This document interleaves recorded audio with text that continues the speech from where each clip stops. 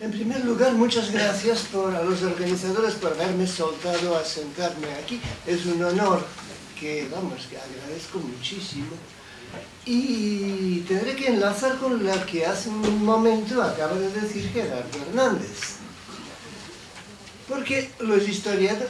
¿Se me oye? Porque los historiadores que se han ocupado de la División Azul, especialmente los historiadores rusos, les ha llamado poderosamente la atención las inmejorables relaciones de la división con la población civil rusa. Para los historiadores rusos es especialmente sorprendente, porque la historiografía oficial rusa parte de un estereotipo sobre la ocupación alemana, o sea, unos ocupantes brutales, tiránicos, contra los cuales se alza en un estallido patriótico la totalidad de la población ocupada, salvo un puñado de traidores oportunistas. Además, esta visión oficialista, una vez no es costumbre, pues se corresponde bastante con lo que realmente ocurrió. Porque el propósito de Hitler, como él lo expone abiertamente en su libro Mein Kampf, era pues convertir las fértiles tierras rusas en una colonia agrícola del Reich alemán. Y para eso había que vaciarlas de sus ocupantes previos. Hitler no habló expresamente en Mein Kampf de matarlos a todos, pero sí de arrojarlos más allá de los Urales a tierras asiáticas, y que lo que es Rusia europea lo iban a ocupar alemanes, arios, rubios. Y mientras los Urales no estuvieran a mano, bueno, pues el exterminio era una buena solución de recambio. De hecho, los alemanes sí mataron a unos 6 millones de judíos y también a unos 15 millones de eslavos, perfectamente rubios, arios y cristianos. 3 veces más, casi 3 veces más que judíos. Se ha dicho que lo que salvó a los rusos de la suerte de los judíos era su elevado número. Pues por lo que ocurrió, pues tiene todos los visos de ser verdad. Además, de hecho, en la práctica, la política alemana en las regiones ocupadas pues no tuvo otros objetivos claramente formulados, pues más que este de Hitler. Al principio de la invasión, Hitler nombró ministro de las regiones ocupadas a Alfred Rosenberg. Este le sometió un memorándum en el que proponía reconocer la independencia de los 3 países bálticos, establecer sobre ellos un protectorado, ¿verdad?, a imagen de los de Dinamarca y Noruega. El resto debía de ser dividido en extensas unidades administrativas llamadas Gau, ¿verdad?, y que también pues serían más o menos autónomas, pero también igualmente protegidas. Y además que fueran independientes e incomunicadas unas con otras. Un Gau pues se suponía que sería Ucrania, otro Gau la Rusia europea, otro Gau el Volga y el Cáucaso. Yo no me acuerdo exactamente cómo lo dividía aquí. Bien, Hitler lo leyó y según sus propias palabras textuales le pareció un montón de tonterías. Con todo tuvo consecuencias, porque no quitó a Alfred Rosenberg del ministerio y se creó el Gau de Ucrania, aunque sin ninguna autonomía, o sea, se le nombró un Gauleiter, o sea, jefe de Gau, absolutamente alemán, bajo cuya autoridad administrarían el territorio unos funcionarios igualmente alemanes, a los que la población apodó faisanes dorados por lo barroco de su uniforme. Y solo como subordinados de estos se podrían nombrar pues alcaldes autóctonos nativos. Y se les prohibió a cada alcalde contactos directos con cualquier otro alcalde. O sea, incomunicación total de cada unidad. Bueno, se piense lo que se piense de este plan de Rosenberg, Bueno, yo personalmente no voy a discutir la opinión de Hitler, Dios me libre, ¿verdad? Pero al menos aquello tenía pues unos objetivos y una cierta coherencia. Fue rechazado. En cambio, los militares que dirigían la campaña tenían otro objetivo, que era ganar la guerra. Y para eso les venía bien todo lo que debilitara al ejército enemigo y lo que aumentara las fuerzas propias. Porque claro, eran excelentes militares y se daban cuenta perfectamente que había 75 millones de alemanes y 175 millones de rusos. De ahí se partían. Por eso pensaron enseguida en aprovechar la excelente acogida inicial que habían tenido los alemanes, que fueron saludados como liberadores donde quiera que entraron. Y esto fue una idea común arriba y abajo, o sea, se escribió un montón de informes, peticiones, memoranda, etcétera, a los mandos alemanes para que, por favor, que aprovecharan la buena voluntad de la población rusa. Finalmente, el mariscal von Brauchitsch envió a Hitler un sumario de todo eso que había recibido, en el que aconsejaba que se tratara a la población civil como población aliada y que se organizara de entre los prisioneros y civiles un ejército de voluntarios para combatir al bolchevismo. Evidentemente, para eso había que darles unas garantías de que en el futuro Rusia pues no sería ni dividida ni anexionada, aunque claro, dejando abierto la posibilidad de una futura asociación con Alemania. Que los rusos no pedían otra cosa, hubieran estado encantados. Brauchitsch envió su memoria con una nota manuscrita. Lo estimo decisivo para el buen fin de la campaña.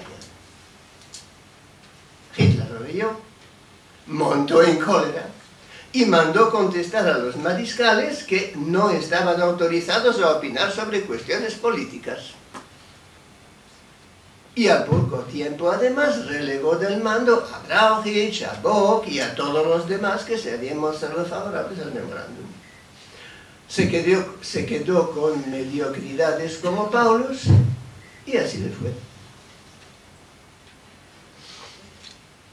Así, el plan de los militares fue rechazado aún más enérgicamente que el del ministerio y Hitler no propuso ningún otro, lo cual privó a la ocupación de todo sentido político. Peor todavía, en los territorios ocupados operaban autoridades alemanas diferentes, cada uno con objetivos independientes y con frecuencia contradictorios. Göring tenía una organización económica que se ocupaba de desmontar y llevarse a Alemania todo lo que no estuviera fijo en el suelo.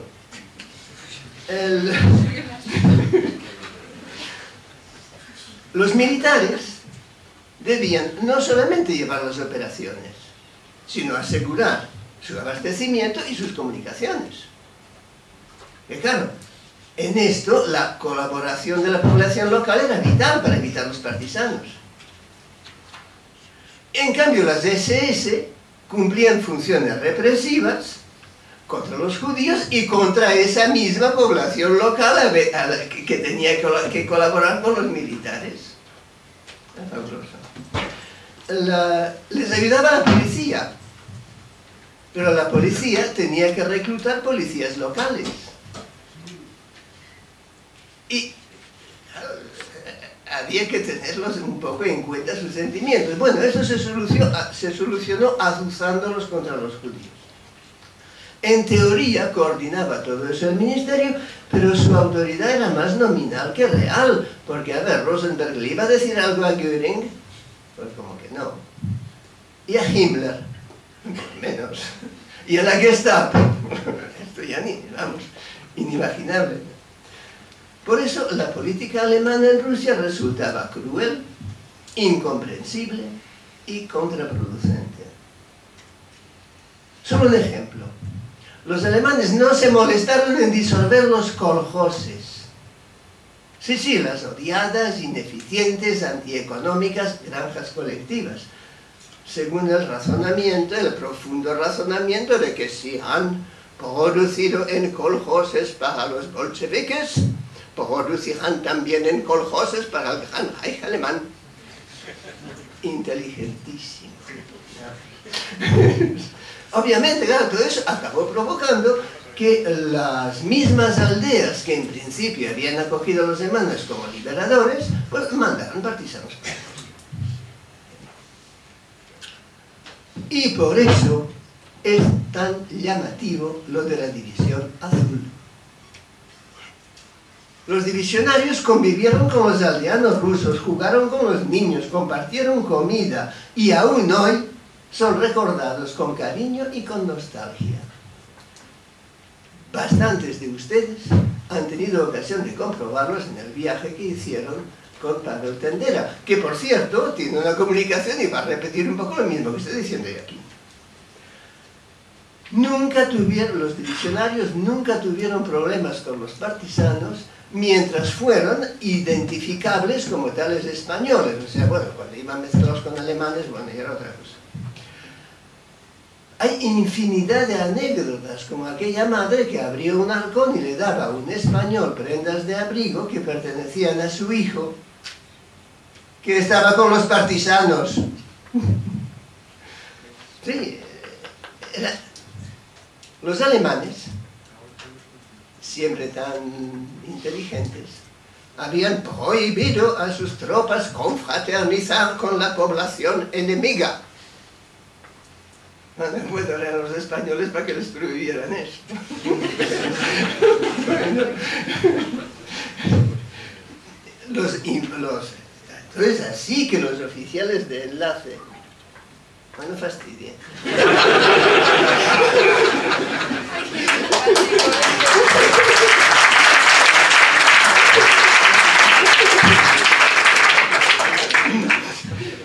Tanto es así que los oficiales alemanes decían que confraternizaban con la población civil hasta rozar la alta traición.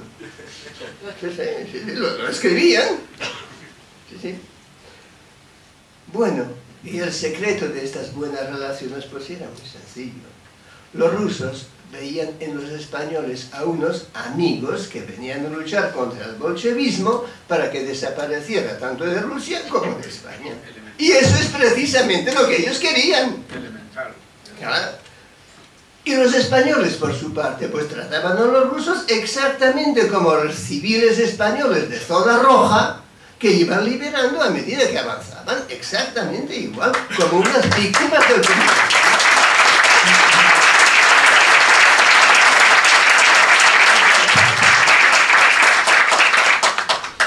Y al ver la extrema pobreza en que vivían aquellos campesinos, pues aún les reforzaba mucho más en sus convicciones anticomunistas. Y en cambio, cualquier prevención que hubieran podido tener contra los rusos como tales, se desvaneció absolutamente. Y...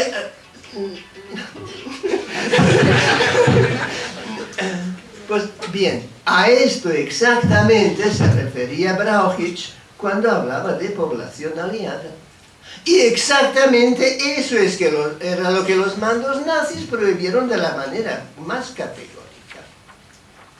Por eso, yo digo que si la política de los alemanes hubiera sido distinta, un segundo, ahora acabo, si se hubieran puesto como objetivo liberar Rusia, o simplemente si hubieran mostrado una actitud mínimamente amistosa hacia los rusos ocupados, habrían tenido millones de combatientes rusos de su lado y una población laboriosa y agradecida que les hubiera permitido olvidarse las cartillas de racionamiento.